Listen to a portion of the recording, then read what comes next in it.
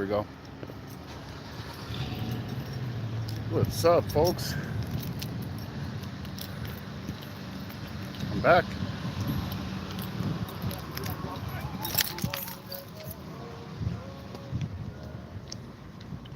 Wait for everyone to get on board before we get started.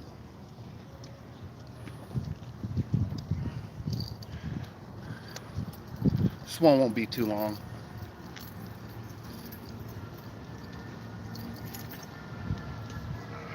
Man, get out of the sun.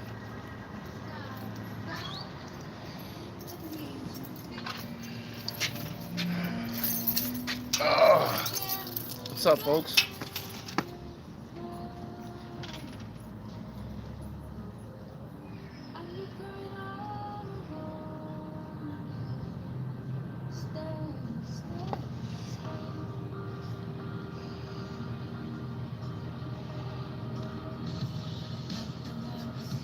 We'll let everyone get up in the building.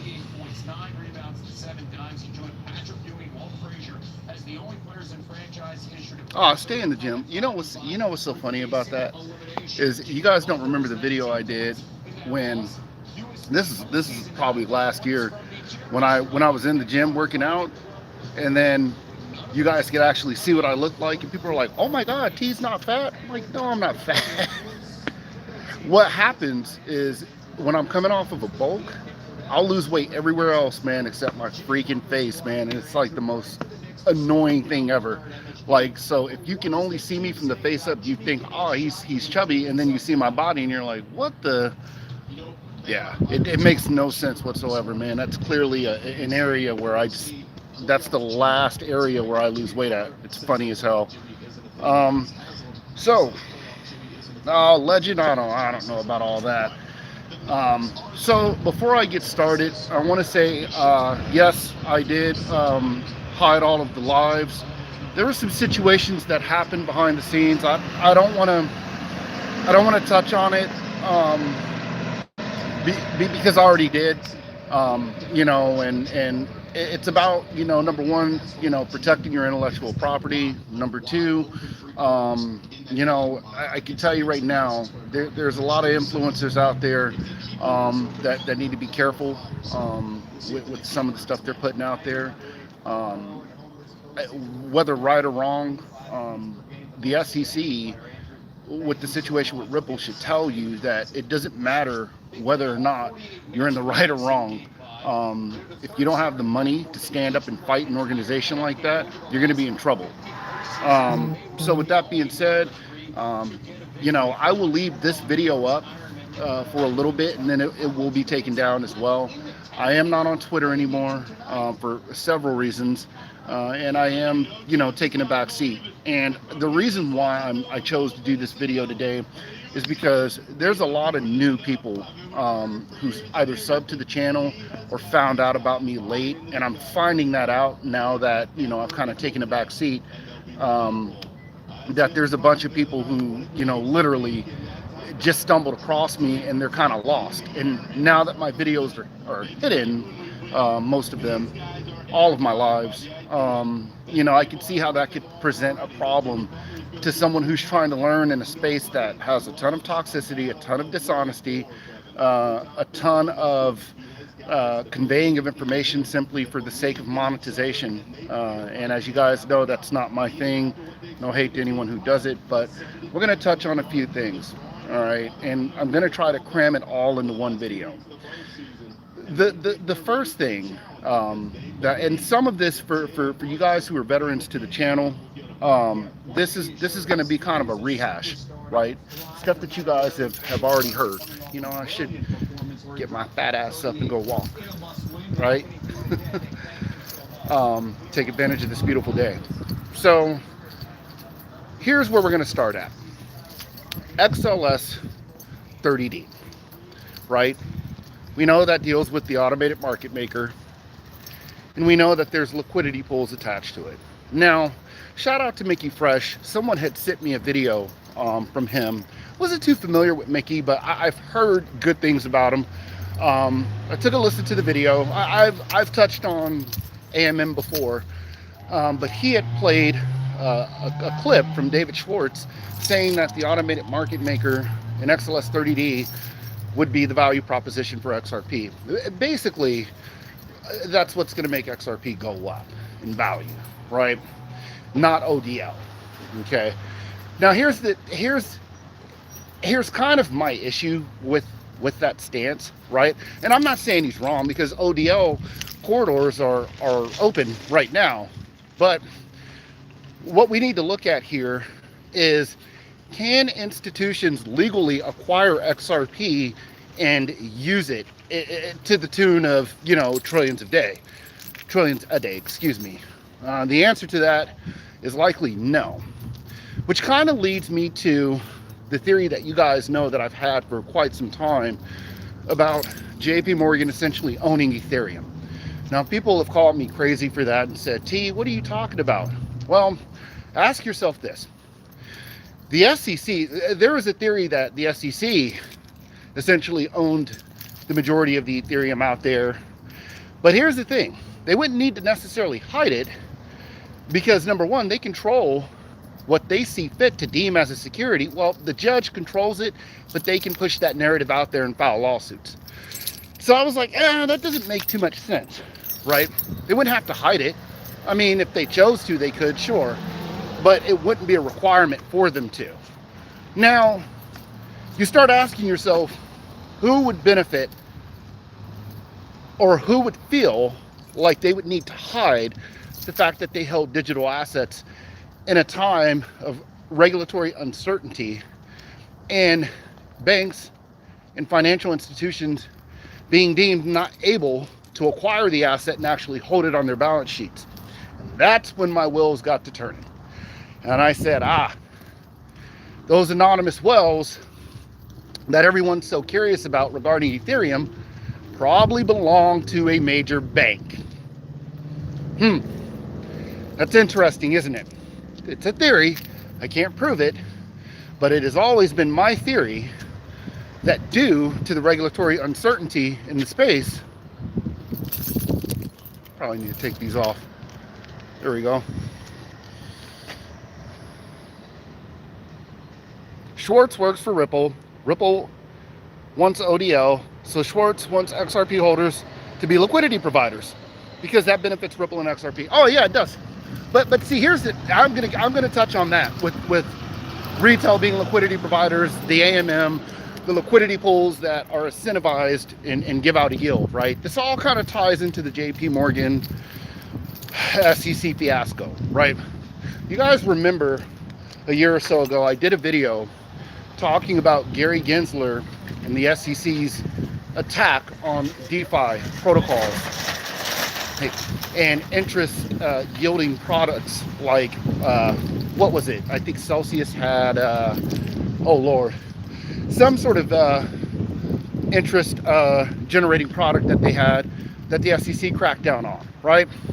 And I was like, man, this is really strange that they're attacking DeFi like this. And then, you know, of course I theorized, well, obviously they don't want competition for interest rates, you know, regarding their banks, right? So it would make sense that if you had folks from the SEC affiliated, you know, with banks or banking lobbyists that work for the SEC, that they would do this to benefit their friends that they've networked with.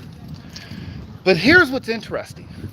If you look at what the gentleman just said, he stated David Schwartz wants users to become liquidity providers because it benefits ODL, it benefits Ripple, and of course it's also an incentive that benefits the folks that are contributing liquidity to those pools. What does that sound like to you? I'll tell you what it sounds like. It sounds like a massive DeFi protocol. Now here's what's interesting about this, okay? And this is another theory I have that deals with this situation. So let's take a bird's eye view of this. You're a liquidity provider, right? If I'm not mistaken, and someone correct me if I'm wrong, those liquidity pools are attached to the DEX I'm not mistaken, right? Inadvertently attached to the XRP ledger, right? Because we know that the DEX is built into the ledger. With that being said, if you're using an incentivized pool, essentially, to provide liquidity, wouldn't that essentially improve the functionality of the XRP ledger? Regarding the XRP token, I should say. Not so much the ledger itself, maybe, right? But this is just a theory of mine.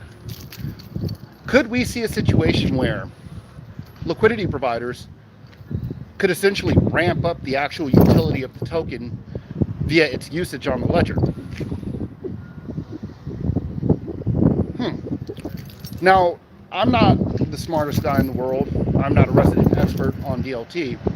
But if this were to happen, I think we need to get out of the mindset of retail is going to do it all. You know, because it's kind of the narrative that's being pushed here.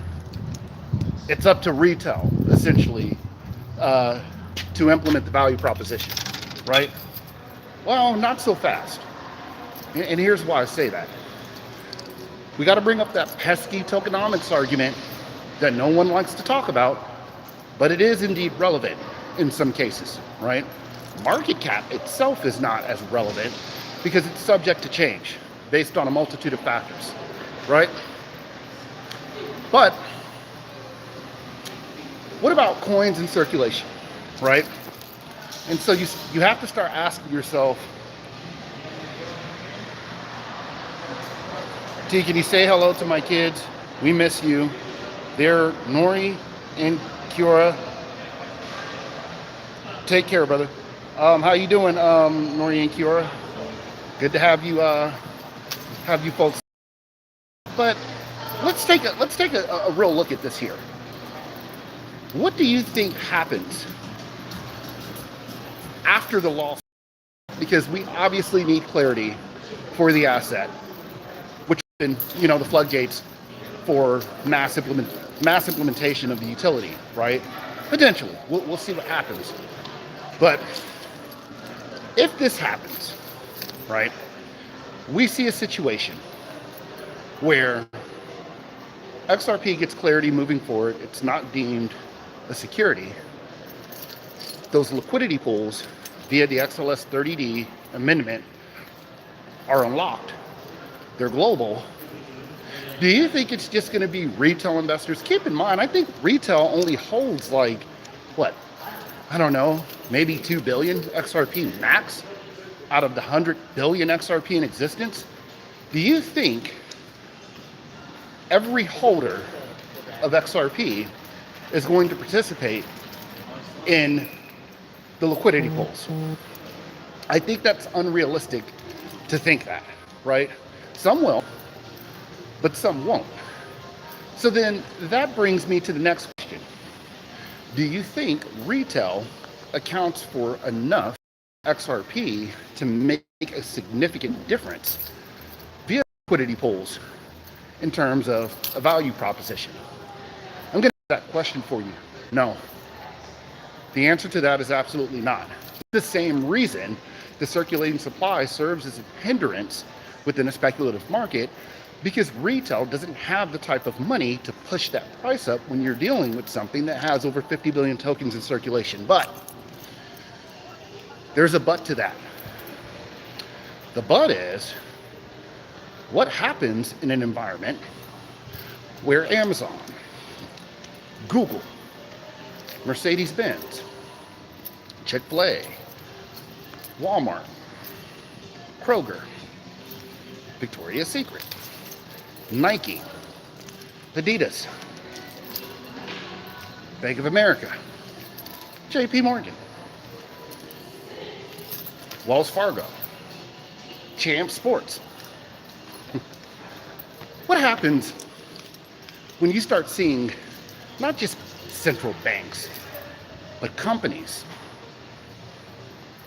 organizations, brokerage firms,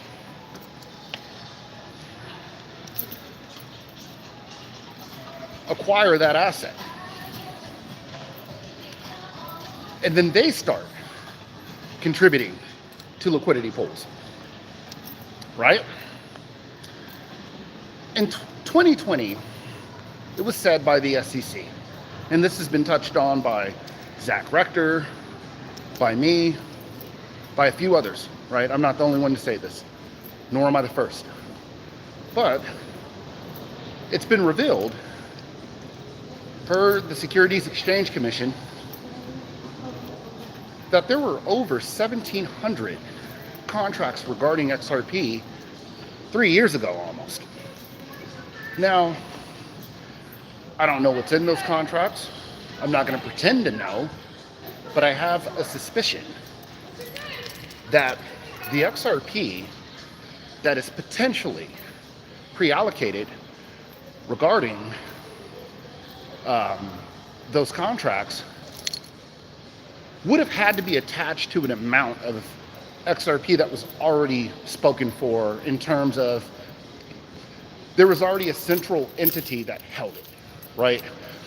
I'll give you an example of what I'm trying to say, because I'm probably not conveying it the best. Ripple, not too long ago, just started their mass buying back of the XRP, right? And collateralizing it, or divvying it out for the purposes of ODL, right? They haven't been doing this the entire time. They weren't doing it in 2020 before the laws happened. Do you think those contracts were all done in 2020, or was that the year they were revealed? What this means essentially, potentially, is that those contracts are likely attached to the escrow, because the escrow has been there longer than Ripple was going on the secondary market and purchasing that XRP back, right? Right. So, I want someone to answer below, how much XRP is in the PolySign escrow right now that we know of? Oh, and keep in mind, for everyone that was fearful that it would just be dumped on the market because they removed the time release feature,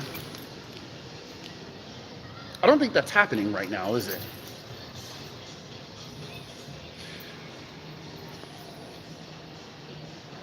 I need glasses. 48 billion? That's interesting. 48 billion, right? No time release anymore. It's just sitting there. What do you think it's sitting there for?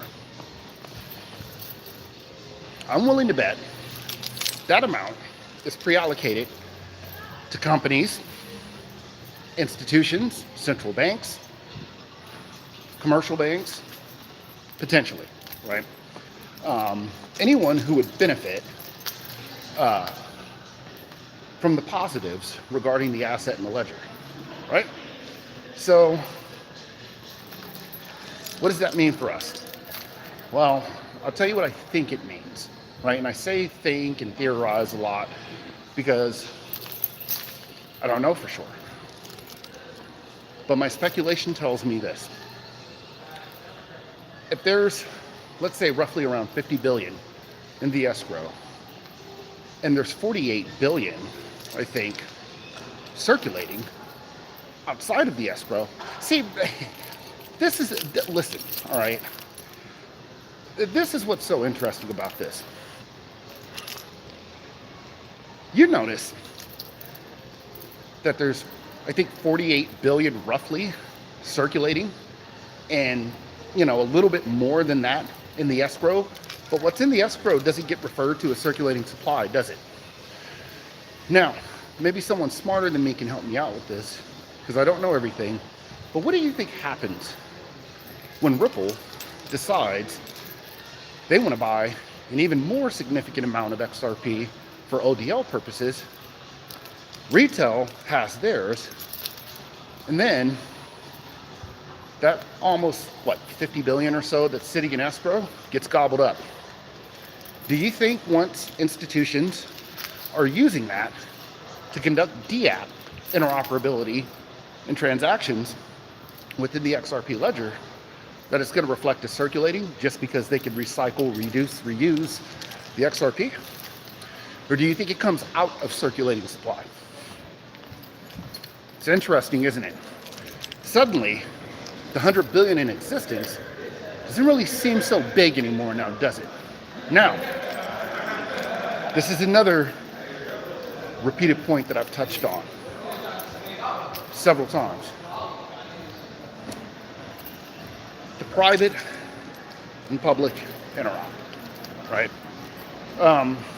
So some folks have said, and like I said, this is more so for the newbies who are new to the channel, who are new to the content,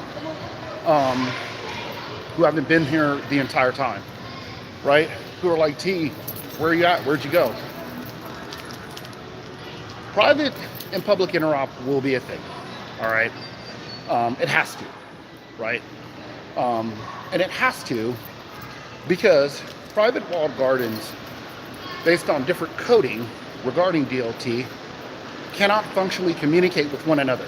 Now, there are amendments in the works. For one, let's use one, for example, that's attached to the XRP ledger, XLS38D, right? It's basically a cross-chain interoperability type of mechanism, right? We've seen CCIP initiatives before regarding Swift, right? I think Chainlink was the one that they, one of the ones that they went with. They went with a few, like for testing purposes. I personally think they end up using Chainlink because ERC20 is kind of already monopolized regarding institutions anyways, right? Is it the best? No, not necessarily.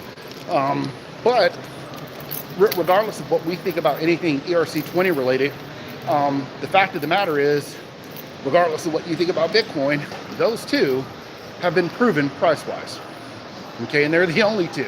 Well, not the only two, but they're the biggest two. So institutions sometimes don't always go with what's the best. They go with what they know, and then there may be something that's better that they need to attach it to, right? So here's the thing with all of this, right? Smart contracts are not used to settle payments in between countries externally. You are not going to have a situation where you have an ERC20 cloned DLT in a private environment interoperating with the Stellar blockchain, and it's all done in private via smart contracts, and there's no exchange mechanism regarding the ledger's native asset to facilitate it. And the payment just settles based off of just smart contract application alone. Now, I will say this. The private-public interop is a valid concern for most of you who had it, because when you start looking at the APIs, when you start looking at the tech behind the scenes, you start seeing the BIS and all these other institutions that are only coming out and saying they're using private solutions behind the scenes, it gets scary, it gets worrisome, right? But what you have to understand is this. The first point that I made is that those smart contract techs, Hedera, Ethereum, Algo, XDC, etc. XDC is a hybrid, public-private hybrid, right? Enterprise level. They're a little different. But for pure smart contract application purposes, they will not be able to settle in exchange, right? This is where the public interop comes into play. Now, for those who have said, well, if they use a public open source distributed ledger to settle payments when they have a private environment, wouldn't that negate the whole purpose of privacy? The answer to that question is no, it would not. And I'm going to tell you why it wouldn't.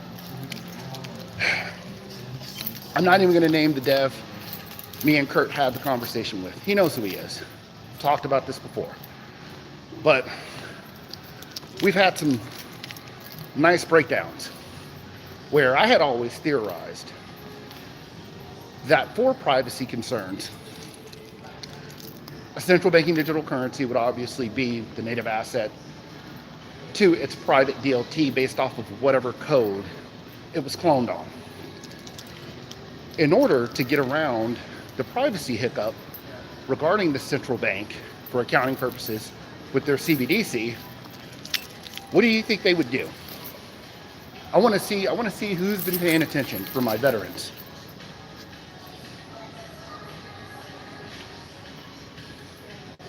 T, did you hear that Walmart hints at early FedNow adoption? Do you think FedNow will use XRP and XLM? I don't know. Could they benefit from it? I mean, sure. I guess anyone could theoretically benefit from the ledger, but for domestic purposes, I don't know.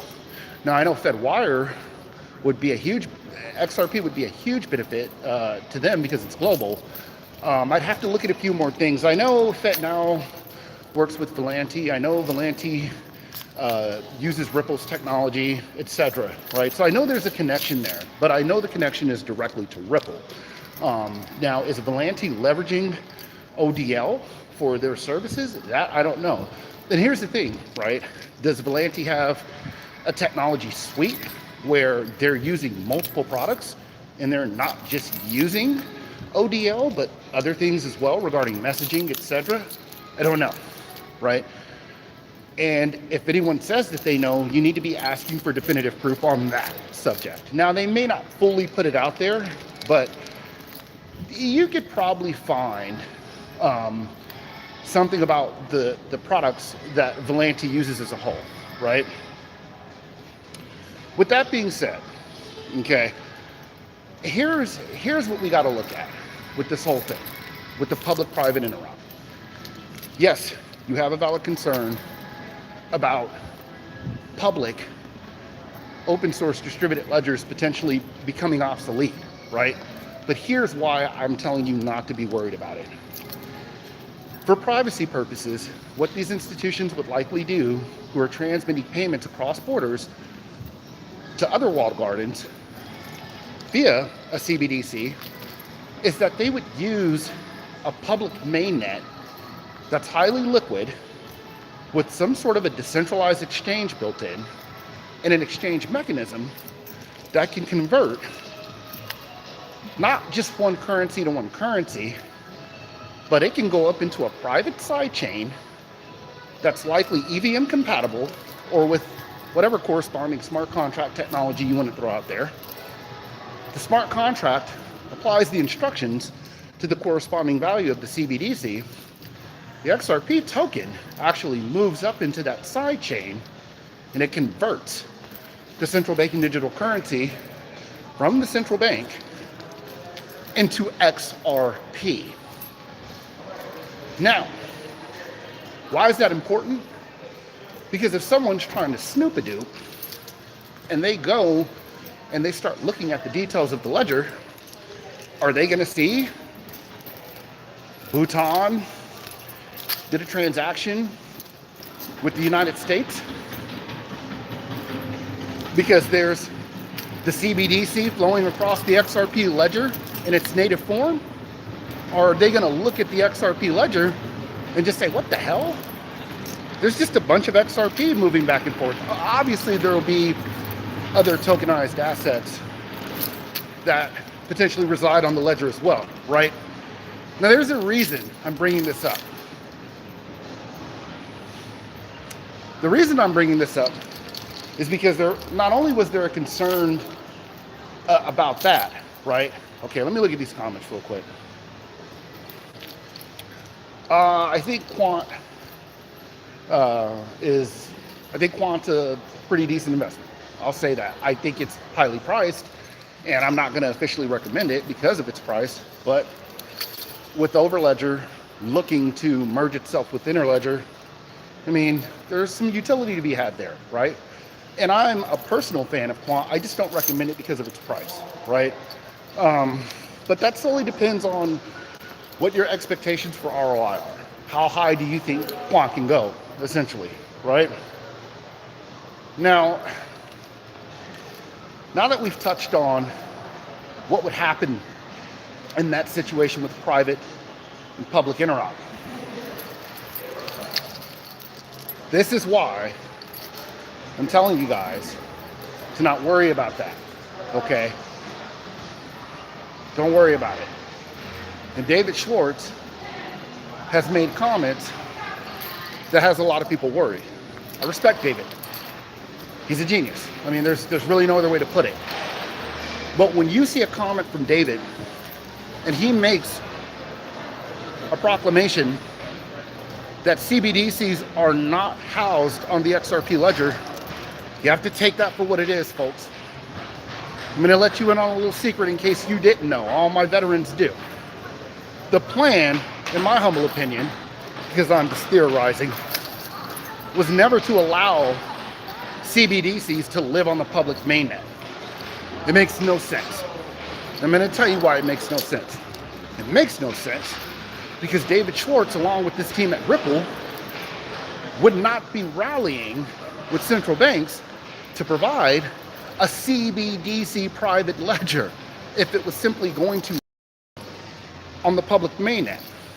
Not to mention, the private DLT is based on code from the public mainnet for that exact reason, so that it doesn't have to live necessarily on the public mainnet. Guys, when you start hearing stuff like that from developers, take a deep breath, take a step back, remove the emotions, and read thoroughly, repeatedly, what these guys are saying to you. See where I'm going with this? It's okay to get flustered. It's okay to have emotion, okay? I get it. Trust me, you guys have heard some of my meltdowns. I am not beyond human emotion, all right? But when it comes to what you're invested in, this is when you really got to take a step back, because if you don't, and you go off of how you feel regarding what you read without reading it repeatedly and understanding what these guys are really saying, you'll make some terrible decisions that you're going to regret long term.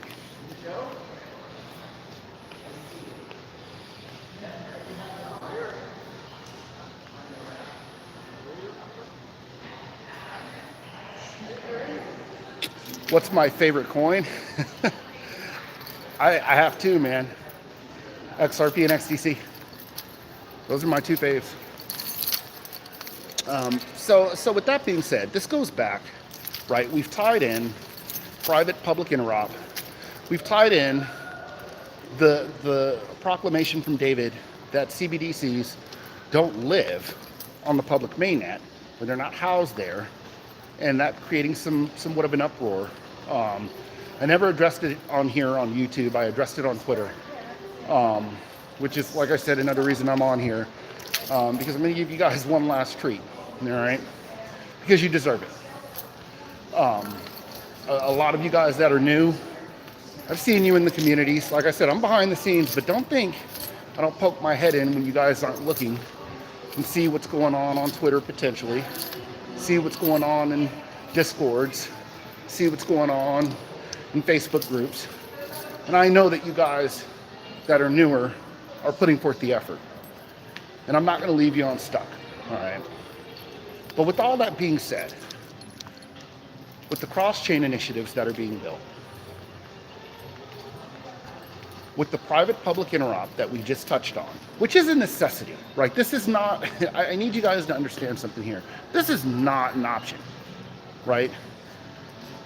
They're not going to have a choice, all right? I don't, look, all right, you're going to see a lot of stuff out there, and some of the arguments you're going to see or rebuttals are good, right?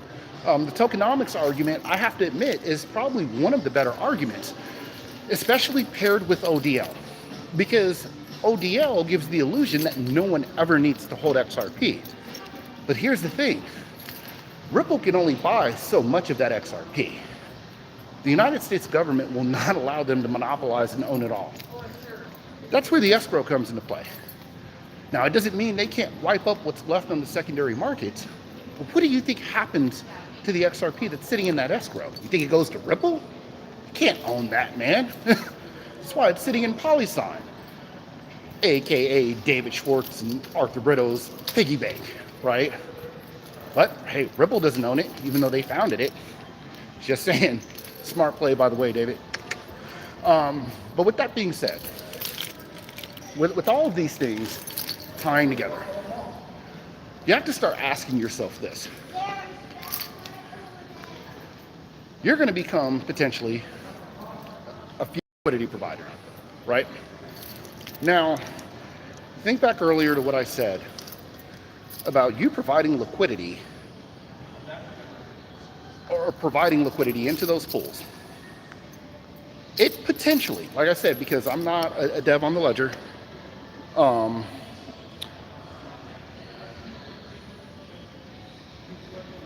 what's going on?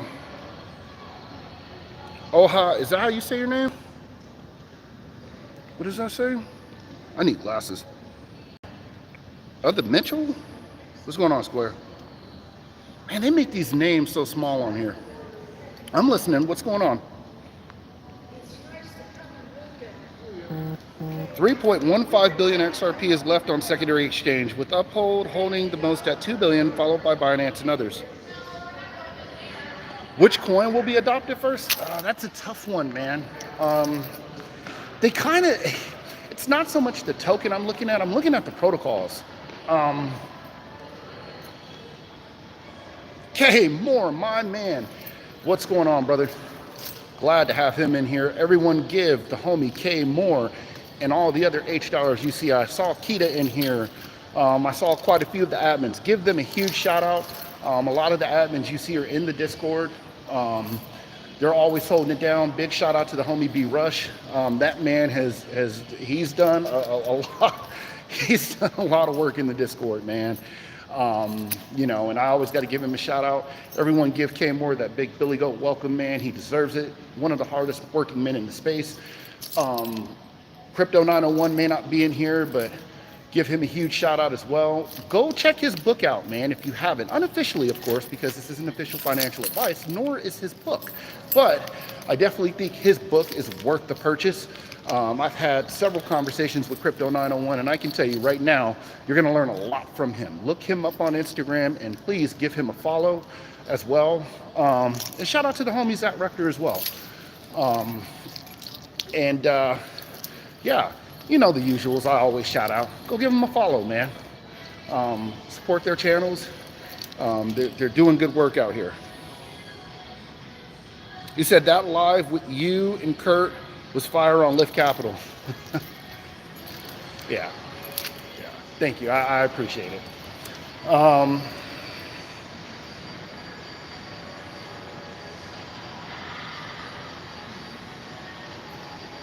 Oh, Smooth, my PNW brother. Hey, what's going on, man? He's out here with me. This weather's nice, man. I can't even lie. I'm enjoying it. But let me have a seat in one of these fancy schmancy massage chairs. Why don't I? So, with all those propositions being laid out there, the interoperability, the cross-chain communication, the XRP ledger, with its built-in decentralized exchange, the liquidity pools attached to that, and the automated market maker attached to that, essentially harnessing, not just absorbing, but harnessing that arbitrage for trading purposes as well. Jesus, man, I'm not going to do a price prediction, so please don't ask, because we need to get through this lawsuit first. That's the truth.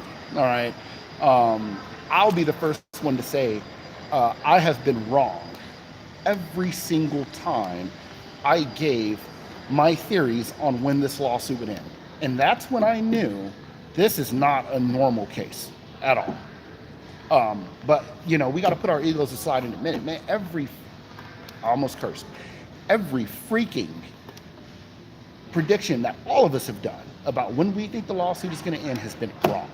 The last prediction that I gave, and it wasn't even really a prediction, it was more so, I see it ending the earliest in September, right? And that's the best I can do. I think that puts it 6 months out from that last ruling, if I'm not mistaken. I'm not a lawyer. I do not try to moonlight as one either.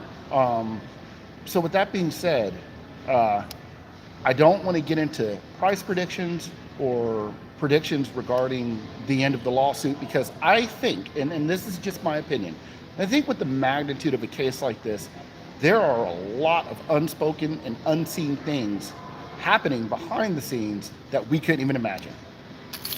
Now, no disrespect to Judge Torres, but Judge, if you're listening, it has been my theory that maybe someone made a phone call saying, you may need to wait on a few things before there's a ruling made. Does it sound crazy? Sure, right? We sound like aluminum foil, tin foil, hat wearing cockamamie wahoos saying that. But you know what? If you would have told folks in the 60s, or let's dial it back a little bit, in the 30s, that the Iran-Contra scandal was going to be a thing, people would have laughed at you and said, the CIA? What? Never. Our government would never. They wouldn't? Sometimes reality is stranger than fiction.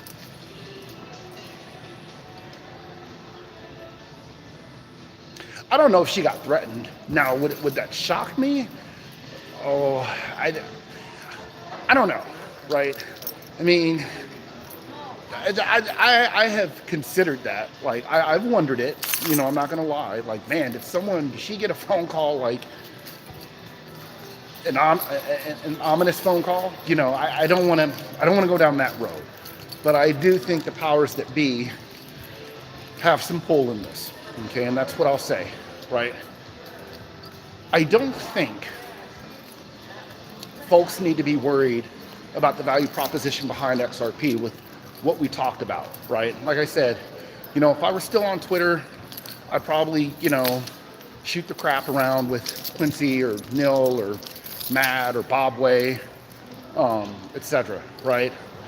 And get a more definitive answer. But like I said, I think I have a pretty good idea in my theory that the functionality to the ledger, or to the token regarding the ledger is what I should say, would be made more efficient if you had trillions of dollars, maybe even billions, right, flowing into those liquidity pools, providing the liquidity via XRP and then putting it to work, right?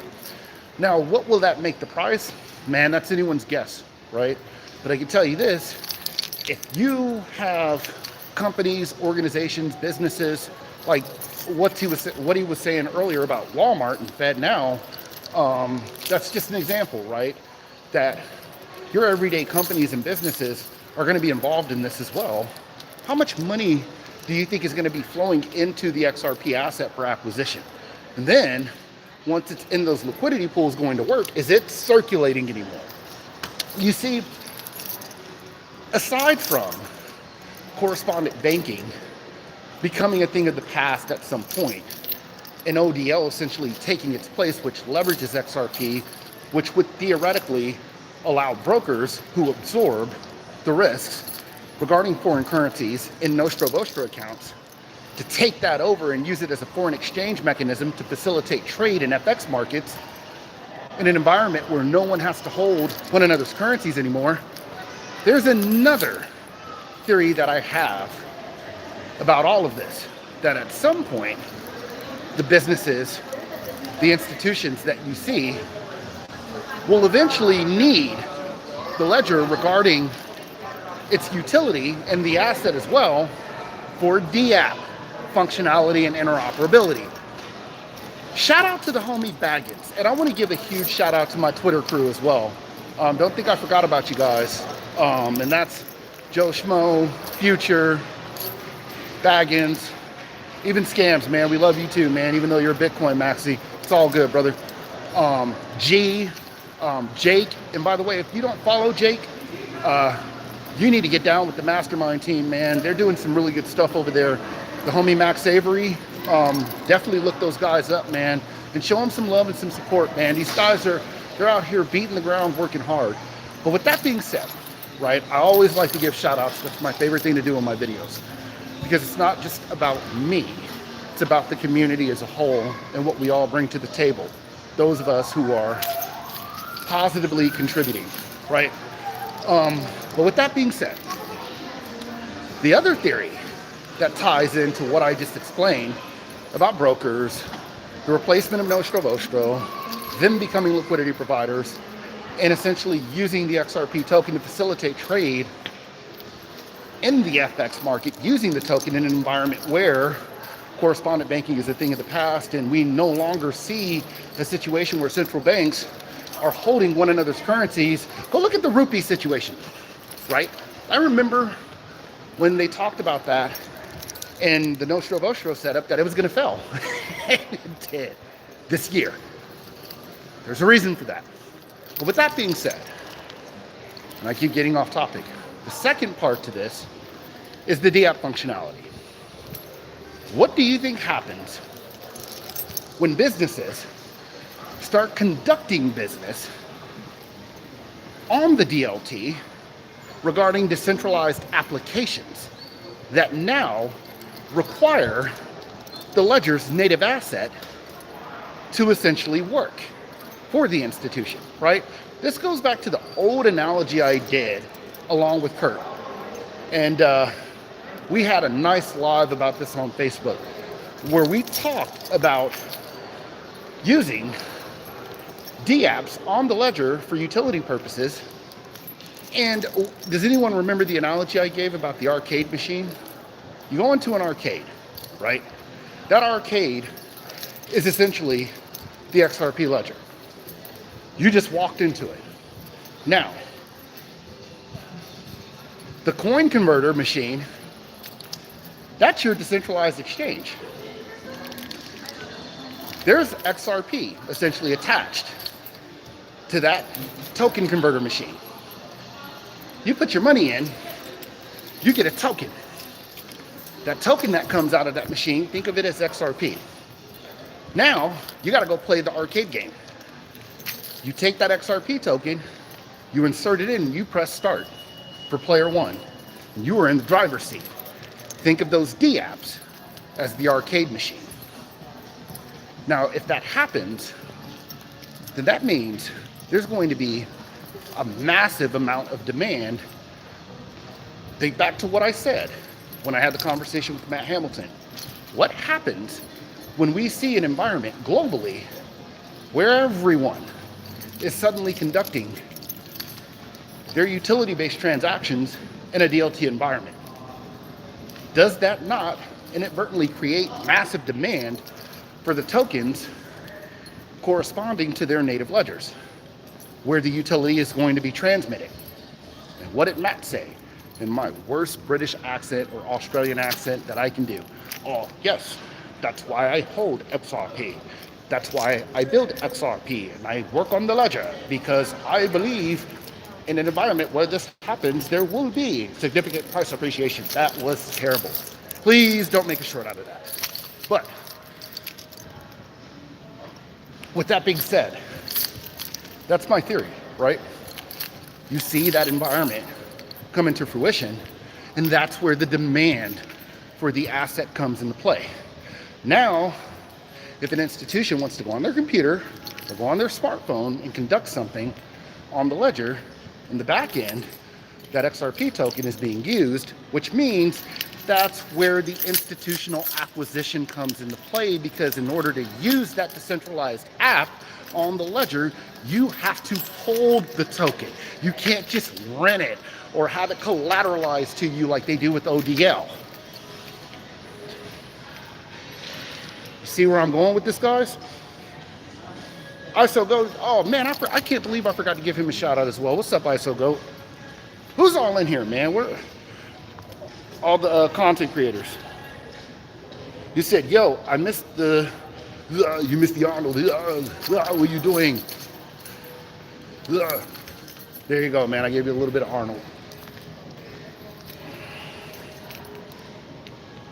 You said my Bane. I can't do the Bane right now, man, because I got my keys in my hand and I got the phone in the other. I have to cup over my mouth to give the mask effect, right? Scotty, what's going on? Producer Third Son, what's up, bro? Yeah. Yeah, it's been a while. like I said, this isn't a regular thing, but like I said earlier, we got a bunch of newbies, man, in the community. I've been getting a lot of questions, and like I said, even though I'm behind the scenes, I see you guys are putting forth great effort, man, to understand. So I figured, what the heck. Follow K Crypto Insights as well, the homie Kurt's IG page. If you have it, go find it. He still drops gems, even though he's in the shadows as well. I don't really talk crypto on social media like that anymore, but every now and then you may see me pop my head up occasionally, right?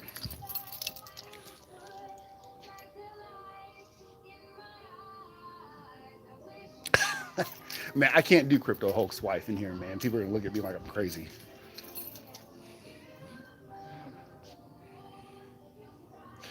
Yo, T, it doesn't make sense how long it's taking you, or how long it's taking. Do you think Coinbase will list it right away after the ruling? And how fast will the banks in the US use it? 1 month, 6 years, a year? I don't know, right? None of us do, right? If you're not David Schwartz and those central banks and those institutions and the BIS and the rest of these folks and the IMF, you're not going to know the answer to that question, right? I think the people in the know when it's going to happen. The best answer I can give you on that, guys, is after we have regulatory clarity, right? Which they're fighting to not give. And that's with an amendment as big as XLS 30D for a distributed ledger as prominent as the XRP ledger in asset. Now you see what they're fighting against. You're talking about DeFi on a huge scale, man, that's unimaginable if, or when, I should say, this thing kicks off.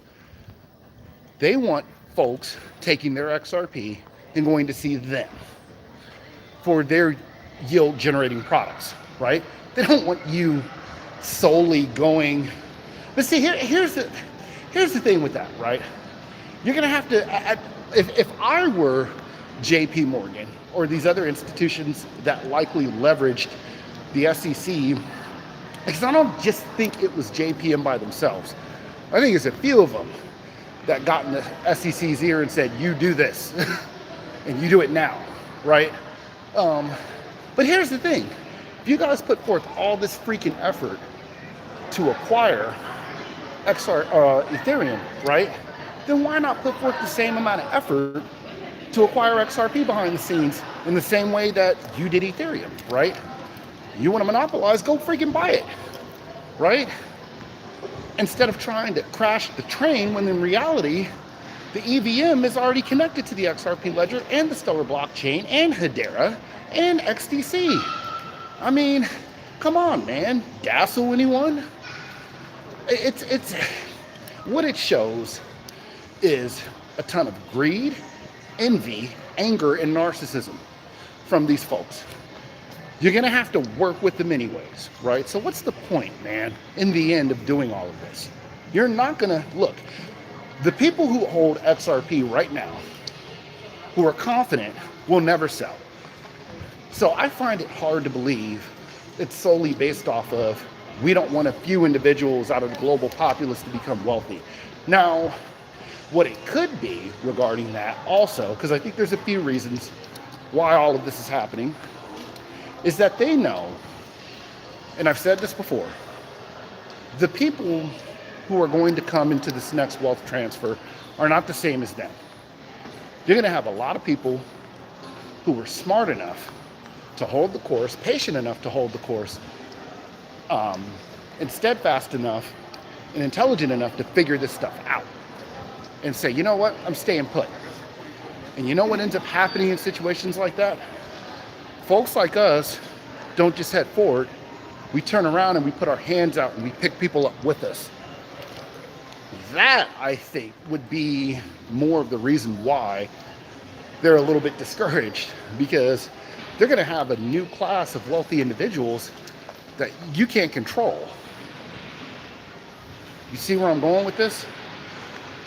And that's scary, to the minority populace globally, because what do you do at that point, right? Holy crap. What did John D. Rockefeller say? I don't need a nation of thinkers, I need a nation of workers, right? Now imagine you have 1 million XRP holders who get rich, right? What's the max limit for your friends on Facebook? What is it? 5,000 or something like that? Let's say theoretically, every XRP holder knows 5,000 people. And in some way, either directly or inadvertently, they help out those 5,000 people by providing opportunities, by forming conglomerates centered around liquidity pools on the XRP ledger with XLS30D, put their money together, start banks, right? Suddenly, that 1 million XRP holders number,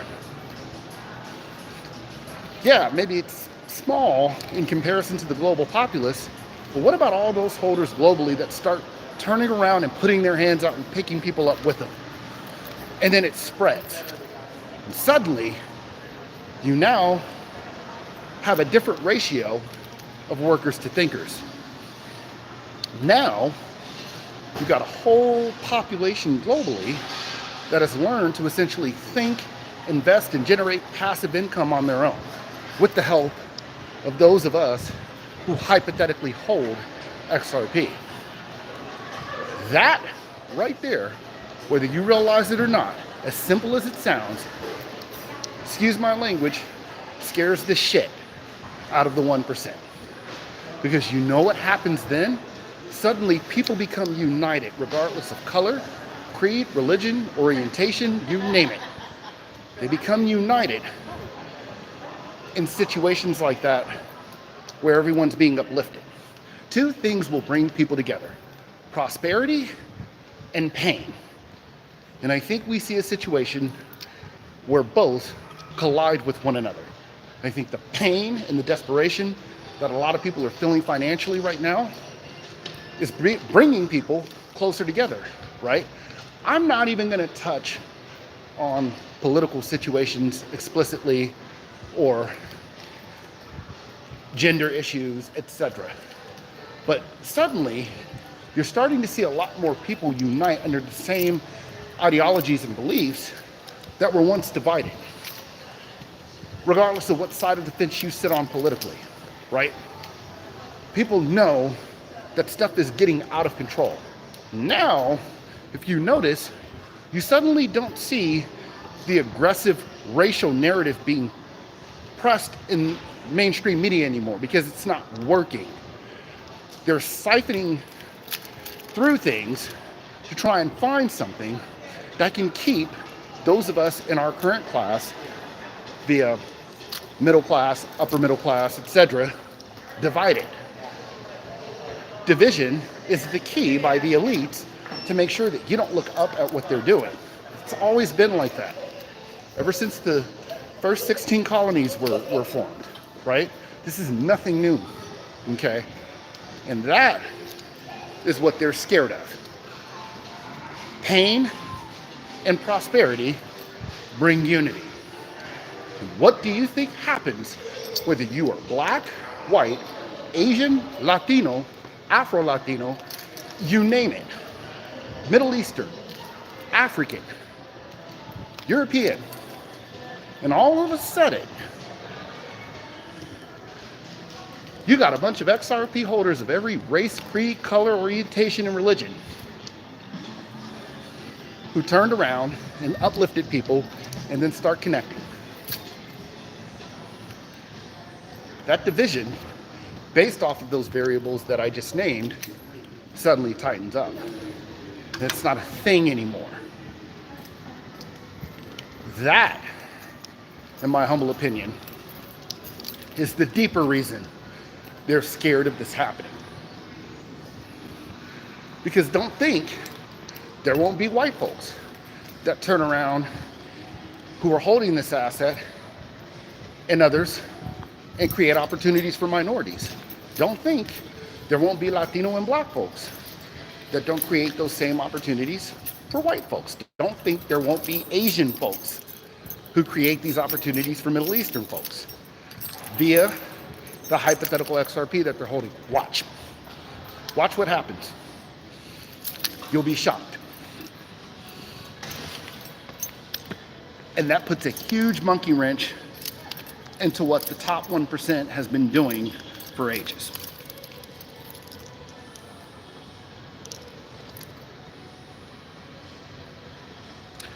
Any thoughts on bank failures?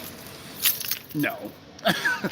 we were talking about this crap, you know, a while ago. We knew that, look, all right, as far as the banks failing, man, these guys have been insolvent for decades. This is, what you're seeing now is controlled demolition to essentially usher in something new, all right? These guys knew they were freaking insolvent. The US knows they ain't paying their debt, all right? These exchanges knew they were insolvent. All right, this is, and the acquisition of these banks from the FDIC and other larger banks that can afford to acquire them, this is all controlled and planned, right?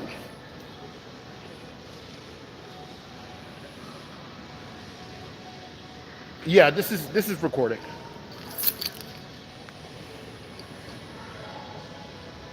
They need to consolidate the number of banks to usher in CBDCs. That's a good theory, right? I didn't think about that. I'll be the first one to admit it. I didn't even think of that. That's a great theory, in all honesty. Oh, I touched on AMM earlier. I think it's massive. I think the automated market maker harnessing that arbitrage and volatility, essentially, coupled, you know, with the traders, and then paired with those liquidity pools that, like I said, man, I think the biggest misconception I've seen about the AMM and the liquidity pools is that, oh, it's all up to retail. Man, no, man. There is nothing saying that companies and organizations and institutions can't jump into those liquidity pools with their own money. And they're not using small money to do it. You understand? So when you start saying that, I personally think it creates a scarcity bottleneck for the asset, because if people, look, all it takes is a few major corporations or companies to start using this thing and saying, holy cow, I'm getting financial incentives back, and whoa, I you know, took my foot and dipped it in the pond and decided to try out some of the utility on this ledger, and holy cow. And then they start thinking and saying, now wait a second, am I contributing to the speed and efficiency of the exchange mechanism that's attached to this ledger by providing liquidity? And then, this is just a theory, but what do you think happens in that situation? When everyone's saying, oh, there will be other assets that are tokenized on the ledger, other tokens that can essentially replace the need for XRP. Just because it's on the XRP ledger doesn't mean they have to use XRP for a transaction. For dApps they do, but let's say for other purposes they don't. Maybe they don't, right? But you know what? What do you think happens if, due to the liquidity providers providing that liquidity into those pools and then improving the functionality, that suddenly, when corresponding transactions are done on the ledger that can use XRP, there's some sort of algorithmic feature. See where I'm going with this? That tells it to choose the most liquid option on the ledger that the utility is being conducted on, the most cost effective, the fastest, the most energy efficient. Folks, I'm just saying. I don't know everything, not even close. But theoretically, if that happens, that means regarding exchange purposes, regarding cross-border transactions and remittances, and dApp functionality associated with whatever these institutions and companies and organizations want to do, that XRP won't do it all, but it'll certainly do those things, and it'll be chosen automatically. Like I said, what do I know?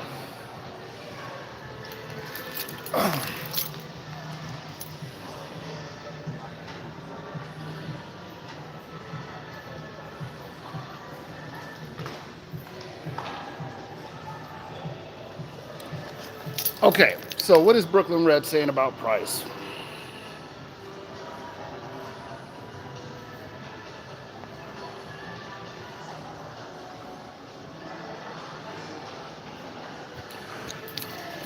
Okay, let me say, okay, so he said ODL won't move price. Right now it won't. He's right. And here's the thing, right? The general consensus behind ODL not moving the price, I believe, even though the devs haven't necessarily gone into full detail about it, like people would want, is what I should say. They've gone into detail enough for me. But I think it has a lot to do with the fact that for ODL purposes, acquisition isn't a requirement. It doesn't mean they won't do it, but it means you are not required to essentially harness that volatility of the asset to conduct cross-border transactions, which essentially would be linked to trade or foreign exchange, I should say, right? Because now you're in an environment where you're exchanging a currency or converting a currency and then moving the XRP with a smart contract set of instructions over to the recipient to be absorbed in the sidechain and then converted into their native currency, right? So yes, from traditional banks, that wouldn't be a thing where they have to buy it, but there's a hidden piece to that. And it's what I touched on earlier about the brokers. The brokers are the ones who facilitate those trades, who actually hold the money or foreign currencies, I should say, in those Nostro Vostro accounts, man. So the best answer to that is, in an environment where that happens, we don't know if ODL suddenly also becomes a value proposition for XRP. In an environment where maybe the brokers, the banks ain't gonna go buy it, but the brokers who are associated with those banks will. And the banks will custody that asset for them once regulatory clarity is passed down. Naturally, they're not gonna be able to do something like this without sound legislation and regulations in play, right? So that's something to think about, right? I could be 100% wrong, right? But it's something that you guys need to consider. Because that's what we do here, right? We're thinkers. And being a thinker doesn't mean you're always going to be right. That's not the purpose of thinking. The purpose is doing the best that you can to put those pieces of the puzzle together. See where I'm getting at? So, theoretically, right now, Brooklyn Red is right. In an environment where massive acquisition of the asset isn't possible due to lack of clarity, regs, legislation, no, ODL absolutely will not move the price, especially when it's being used on a small scale. It's being used on a small scale right now. Number one, there's not a lot of volume pumping through ODL. Number two, you can't acquire it. A Bank of America can't go right now and put $5 billion down on XRP and hold it, right? Nor would they. Like I said, it would be the brokers that are responsible for facilitating FX transactions that would likely be the ones to acquire it. They can't do it because the bank's not going to be allowed to custody the amount that they'll need to facilitate that utility.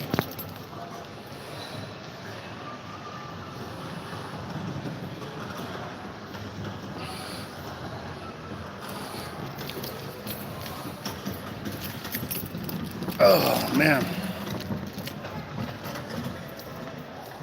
Will AMM solve getting around the DeFi patent? I don't fully know what you mean by that, but the automated market, XLS30D is DeFi, essentially, right? And that's some of the concern that folks have had around XSP. Oh, well, you know, XSP has liquidity pools attached to it. Is it going to be okay? Etc. Right? I don't know about getting around a patent, but I do think once the lawsuit, like I said earlier, I think that's one of the main motivators behind them not wanting to give clarity for the asset. Because once you give it clarity moving forward as a non-security, what happens next? it opens the DeFi floodgates for the XRP ledger.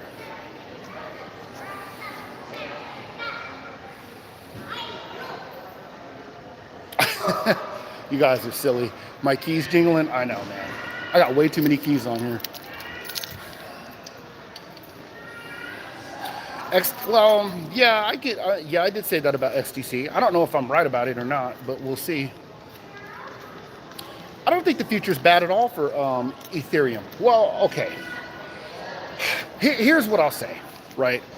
If I were an Ethereum holder, this is what I'd be looking at.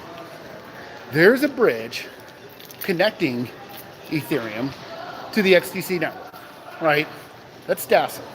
If you look at XTC's technology, the network, in comparison to Ethereum, look, man, I am not trying to be a maximalist here, or unfair or biased, but it craps all over Ethereum's tech. I'm sorry. It just does. Now, here's the thing. Ethereum will be used, or I should say ERC20 will be used, because we've seen situations where they've already developed and tested private DLT environments based on that tech, right? So do I think it just drops to zero overnight? No, as a matter of fact, and this is just my speculation, of course, this is not financial advice.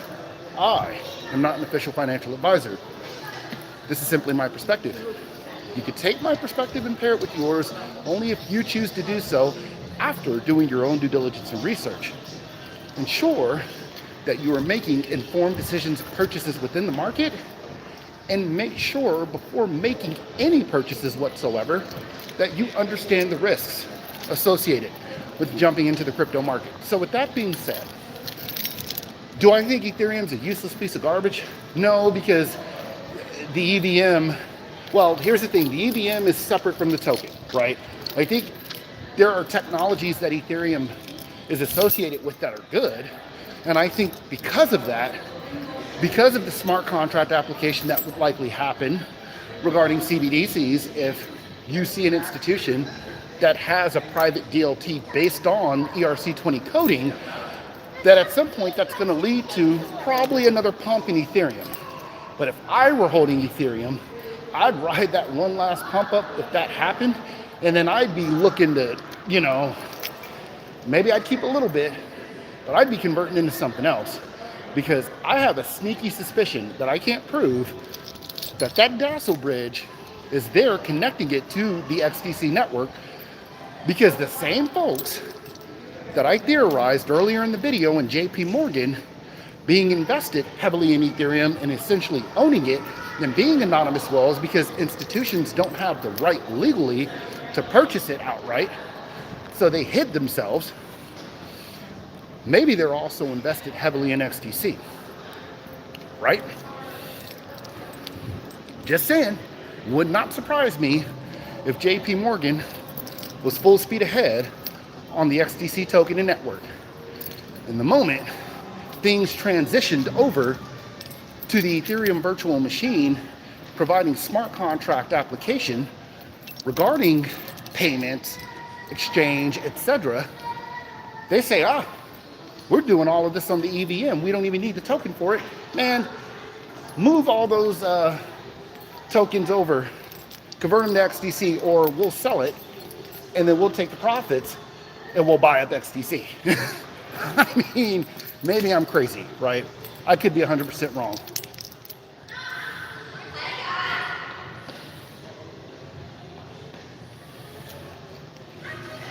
Oh, don't forget Algo. Yeah, I think Algo will also take a share of. They already have. There have already been several projects that have left ERC20 in favor of Algorand as well. Legacy is going to be one of them that leaves ERC20 and goes over to the XTC network as well, right?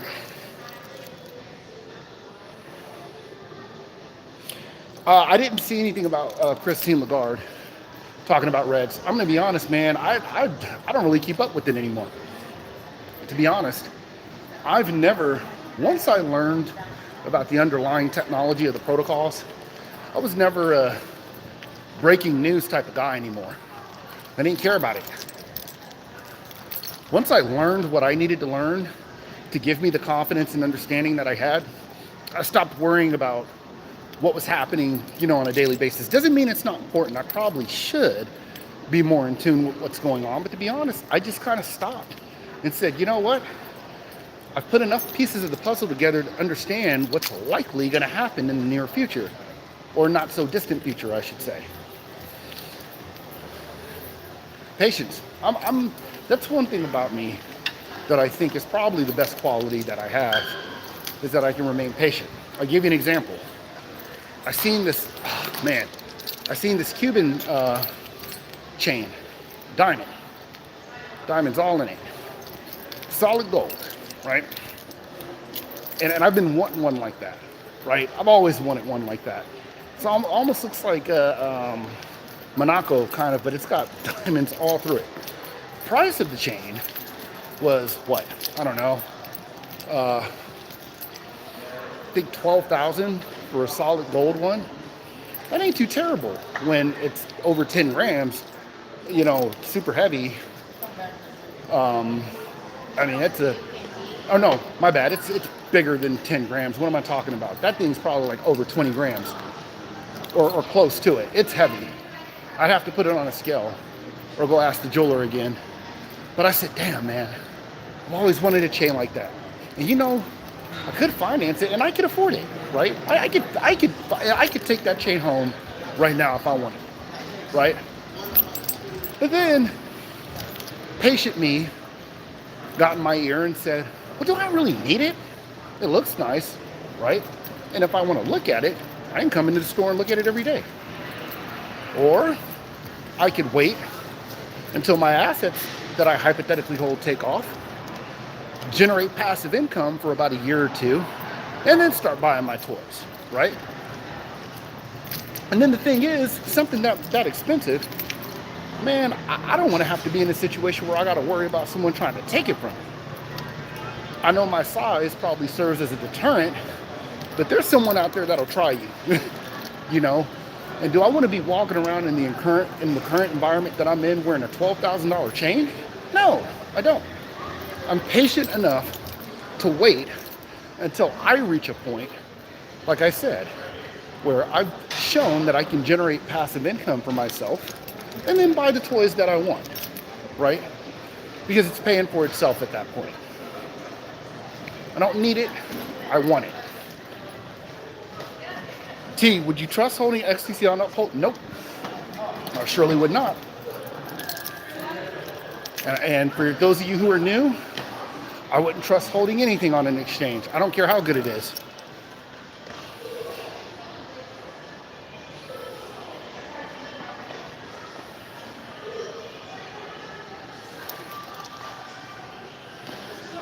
Gary would call your chain a security and snatch it off your neck. Man, Gary would hypothetically, for entertainment purposes, get dunked on his head doing that. But Cello's a great project. Matter of fact, if K Moore's on here, he could tell you all about Cello. He loves that project. Cello and Algorand are two that I don't talk about much, that Kurt actually does. And he's got some pretty good knowledge on them.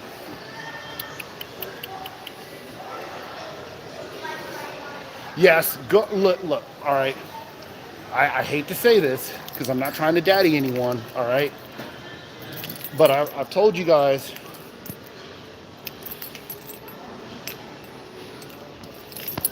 there we go. I've told you guys this before. My dad used to say, people will pay $200,000, $300,000 for a house. This is years ago. He said, but they won't pay 2% of that to protect it. You'll go and dump $50,000 into crypto, some of you, but you won't pay $150 for a wallet to protect your keys? Guys, all right. Okay. Look, I'm not just saying this. Crypto 901 has told me some freaking horror stories, showing me screenshots of folks, oh no, I lost all my XRP. I have my life savings in that. What do I do now? Well, did you have it on the exchange? Well, yeah. What? Why? We've been telling people for a long time. I've said it. Crypto Hulk has said it. XRP Bell has said it. Digital Perspectives with Brad Kimes has said it. DAI has said it. I'm pretty sure the devs have said it.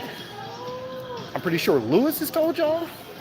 I'm pretty sure everyone in the Discord has heard it from the admin team. Man, get your crap off of those exchanges, man. You can't, and look, man, if they're, what did I say earlier in the video? Even BitBoy said it, see? Look, man, if they're insolvent and over leveraged, man, I wouldn't hold anything with, I wouldn't hold $50 with them. I'd buy what I need to buy and get it off of there immediately. You can't trust them. You can't even trust them to not be over leveraged, to be solvent, right? So why would you trust them with thousands upon thousands of dollars worth of your precious assets? No, man, no. I am never gonna tell you to do that. And the only reason I think the XLS 30D is such a cool initiative is because it's an amendment that is attached to the XRP ledger itself. Yeah, y'all better, look, man, y'all better cut that mess out, man, and get a freaking cold wallet and stop that. And I'm not trying to scold or fuss at anyone, man, but I do not want to see that happen to you guys. The next thing you know, stuff starts happening and you can't access your XRP and put it to work. Yeah, Ledger is good support.